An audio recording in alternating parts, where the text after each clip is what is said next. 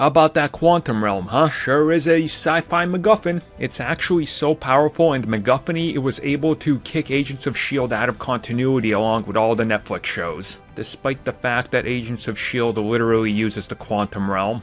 Anyways, let's talk about the technology behind the quantum realm.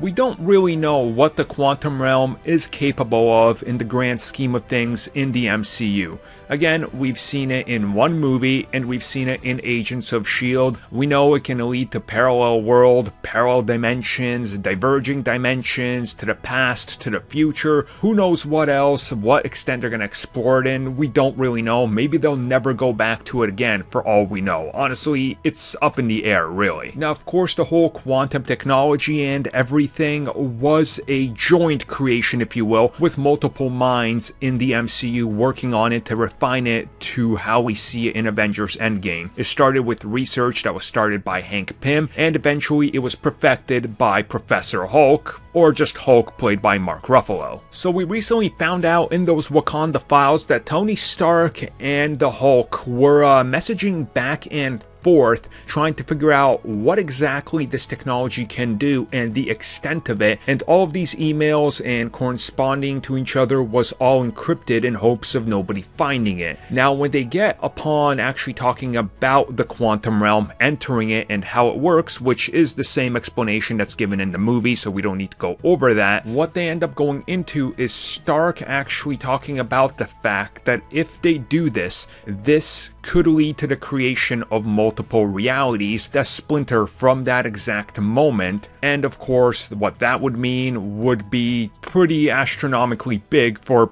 everything. And then Tony Stark adds a little piece in there about having to dig deeper into this, do more models, because altering events in the past, as he says, could create continuous loops, and it could create splitting timelines, but they don't want to worry about that right then and there because they just got to work on, well, figuring out how this technology can be utilized to save everybody. So it definitely seems like they're leaving a few pieces open in there about how they can manipulate things differently, or maybe even go back to these events in some way, shape, or form. I mean, for all we know, 20 years from now, they could do the Secret Wars film, and they'll bring it all the way back around to this, and this will make a little bit more sense, this little piece of info. Again, you know, remains to be seen, but it's interesting to see that they're trying to flesh out all these details and really go into the little minor things and takeaways, which is kind of good because, again, it builds out this world that's established in these movies and TV series as more real, if that makes sense.